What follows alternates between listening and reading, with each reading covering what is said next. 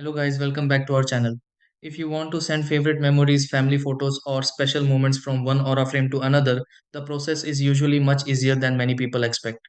Sometimes people want grandparents to instantly see new pictures, while other times families simply want multiple aura frames showing the same memories without uploading everything again manually. Since aura frames work through the app and shared access options, knowing where to tap can make sharing photos quick and simple. The best part is that once everything is connected correctly, new pictures can start appearing on another aura frame without much effort. In this video, let's go through several easy steps to share pictures to another aura frame. Try these.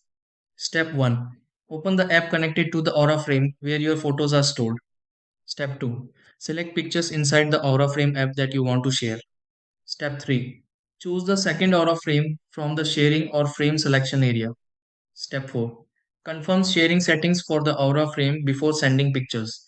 Step 5. Keep both Aura frames connected to Wi-Fi while photos begin syncing.